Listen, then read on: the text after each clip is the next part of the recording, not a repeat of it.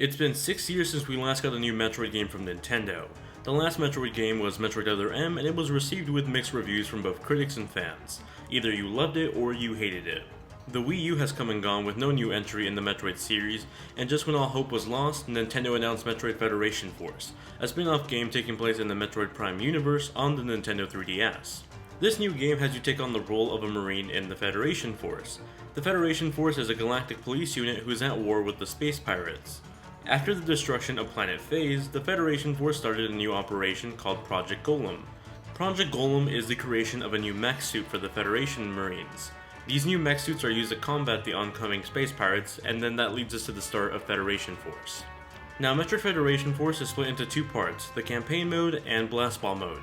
The campaign is divided into missions taking place on 3 different planets. These missions can take anywhere between 5 to 15 minutes depending on the mission objective. Sometimes you'll be tasked with fetch quests where you have to go collect something on a planet for the Federation. Other times there might be something you have to go deliver for the Federation, like a crate of minerals, and it turns to an escort mission. The last type of missions are usually boss battles where you go check out an interference on a planet, only to find out that a giant monster is responsible for the disturbance. Before each mission, you're given time to prepare and customize your mech suit. You can change up the paint job of your mech suit by either applying a new design that you unlock as you play, or by scanning in a compatible amiibo like the Samus one. You can also install mods in your suit, and these are little bonuses that help you on your missions.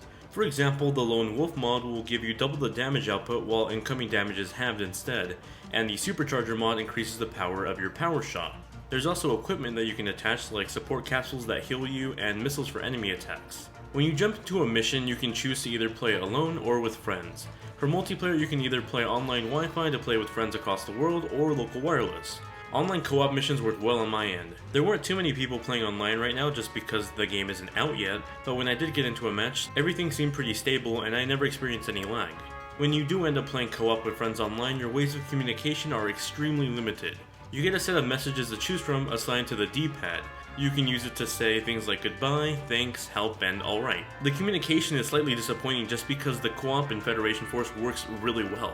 The campaign missions and the game itself is ultimately designed around multiplayer co-op, so when you have the option to play with your friends online, I suggest you do so.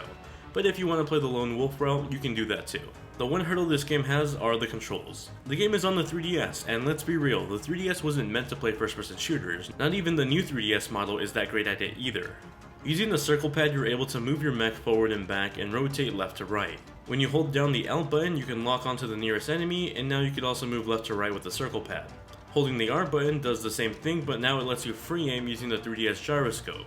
It works pretty well for the most part, but it can be cumbersome at times when enemies get close to you in crowds. Quite honestly, it's probably the best the 3DS could do since the 3DS circle pad isn't too great for shooters, and the only other alternative I can see working on this is the Icarus Uprising control scheme.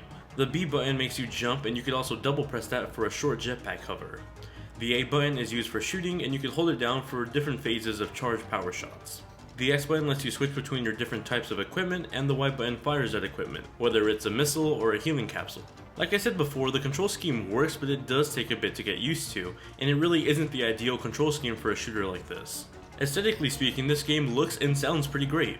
The main campaign will take you across snowy tundras and lava-filled bases. It's a pretty looking game for 3DS standards. There's some cool particle effects like rainfall and lava ashes on certain levels that look really good when you're playing in 3D. The game was made by Next Level Games, who made Luigi's Mansion Dark Moon, and I would say that those games are both visually on par with each other. The music in Federation Force is pretty solid as well. It's composed by Kenji Yamamoto, who worked on Metroid Prime 3 Corruption. I wouldn't say the music is iconic as his work in Super Metroid, but it's still pretty good. The sound effects along with the music together make a really good combination, and it's something that really makes you want to play this game with headphones on, and it's something I highly recommend you do. Now let's move on to Blast Ball. Blast Ball is essentially the gameplay of Rocket League with the mechanics of Federation Force. You can play either Versus or Challenge mode. Versus has you play 3-on-3 with either AI or your friends locally or online.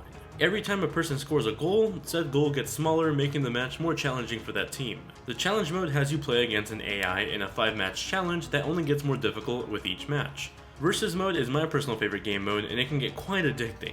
It's definitely a mode you want to play with friends online, and with the right team you can spend a good amount of hours in this game. Playing online gives you a rank, and every time you win a match, your rank goes up, and every time you lose a match, it goes down. So if you're a competitive player, this might be something quite addicting for you. So what do I think about Metroid Federation Force? Well, the campaign is amusing and there's nods to characters that you see in other Metroid games, but this is without a doubt not the story-driven Metroid game you've been waiting for. That's not to say that the main game of Metroid Federation Force sucks, but a proper example would be comparing the missions in Kingdom Hearts 358/2 Days on the DS to Kingdom Hearts 1 and 2 on the PS2. It's enjoyable, but not on the level of the main game. If you're a hardcore Metroid fan, I think you'll still enjoy this game for what it is, but it's not Metroid Prime 4, nor is it trying to be. If you're just someone that owns a 3DS and never got into the Metroid series, this probably isn't the place for you to start. The one fun part I would recommend to newcomers of the series that want to play Federation Force is to go download the Blastball demo. That's a pretty fun game and it gives you a feel for the controls.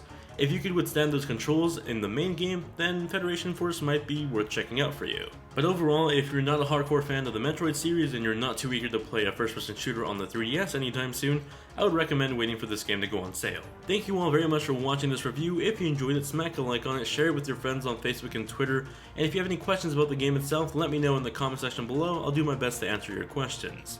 In the meantime, here are 2 videos I recently worked on that you might want to go check out, and I'll see you all in the next one. Later, guys.